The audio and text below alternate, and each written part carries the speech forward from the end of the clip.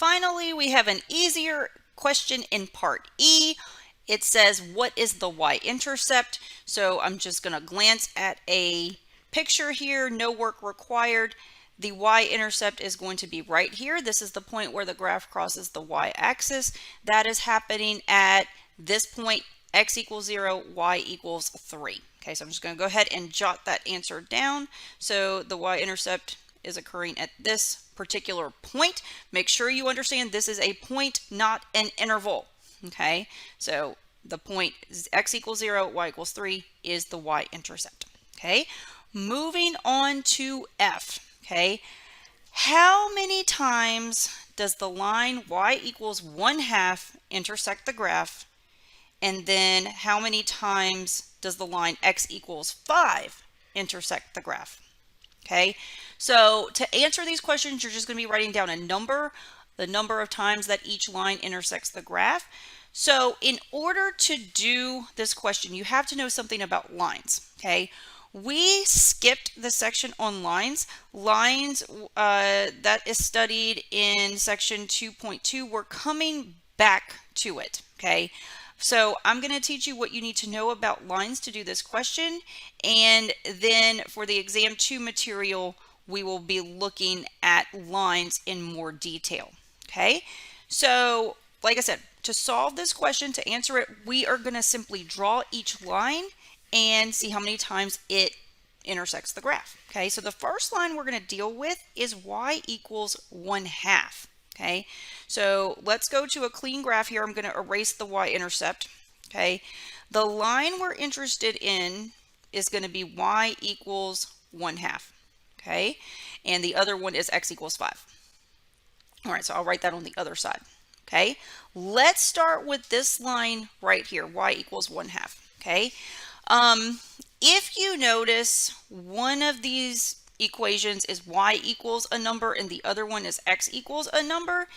If you remember, you've probably seen this before. The generic form of a line is y equals mx plus b. Okay, x and y are the variables, m is the slope, b is the y-intercept. Okay, so what's going on here, these two lines that we're looking at, it's not exactly in this format, but it's still a line. Okay, so like I said, we will study this in more detail. I'm just going to give you what you need to know. Okay, if you encounter something that is just y equals a number, what that is going to mean is that this is a horizontal line. Okay, horizontal means left or right. Okay, so if you have y equals a number, okay, it's going to be horizontal. Okay, so the way you draw it, okay, this says y equals 1/2. You're going to locate y equals 1/2 on the y-axis. So remember, our tick marks are every 1 unit. So this is 1, this is 2. So 1/2 is going to be right here. Okay, so we're going to draw this line. I'll put it, I guess, in black.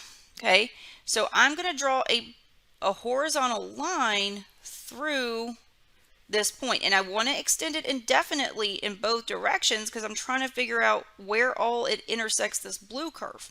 Okay, so there we go. Okay, and you can see that, and let me label it, so if you're going back and studying, you can see which line this is. This is y equals 1/2. That's what it looks like. Okay, it intersects our graph once right here, twice right here, 3 times right here. Okay, so the answer to the question here is going to be 3 times. Okay, all right, so y equals a number is going to be a horizontal line. Okay, on the flip side, we have x equals 5. Okay, I'm going to put it in a different color.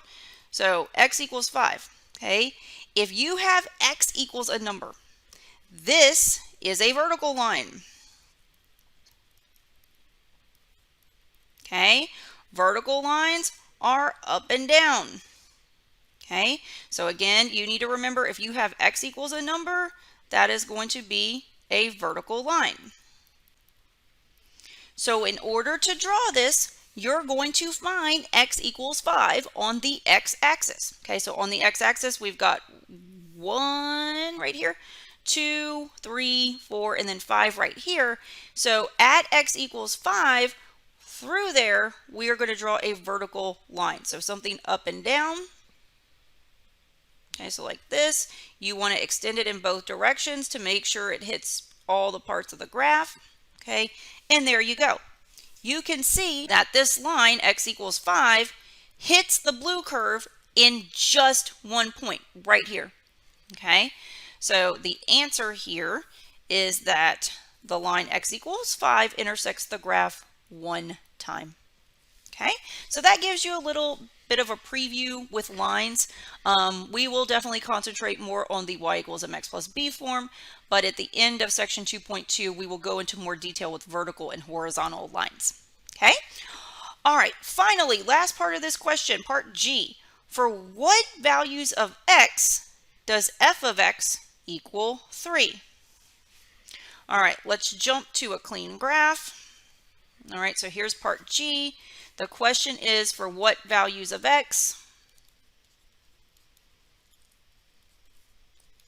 does f of x equal 3? Okay, again, just like some of the other questions we've encountered with this problem, it starts off for what values of x. Okay, your answer has to be x values. Okay, let's look at the criteria. Okay, what do the x values have to do? Well, f of x has to equal 3. Okay, we know another name for f of x is y. So we're looking at the points where the y values are equal to 3. Okay, so if you look at the graph, okay, again, make sure you realize that every point that appears in blue is part of this curve. Okay, so there are infinitely many points on the curve.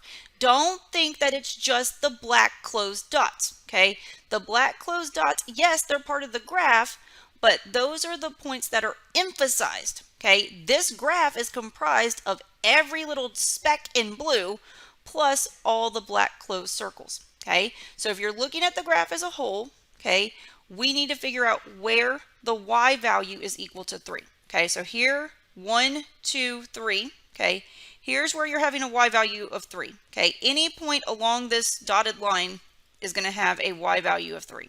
Okay, this dotted line touches our graph in 2 points. Okay, so right here we're looking at these points, or this point. If x equals 0, y is equal to 3. Okay, and then again, this red dotted line hits the blue curve again here. So if x equals 4, y equals 3. Okay, so basically we're concentrating on these 2 points on the curve right here and right here. Okay, so this is where we're encountering y values being equal to 3. Okay, there's only 2 x values that have a y value of exactly 3. Because there's only 2 x values, you do not use interval notation here. You just list them out. Okay, so the x values that work here are x equals 0 and x equals 4. Okay, so I'm gonna go back and write that down. Okay, so x equals 0 and x equals 4. Okay, do not give me the ordered pair. Okay, again, the question asks for x values. Okay, you can write it this way, or you can list them out. Okay, we have those 2 x values. Since it's not interval notation, you're not going to use parentheses or brackets. You would rather use the curly braces in order to list. Okay, this was a tough question. There were several parts. It was very random. So if you're going back and working something like this, there are the hints that you can refer back to jog your memory. Okay, that's it.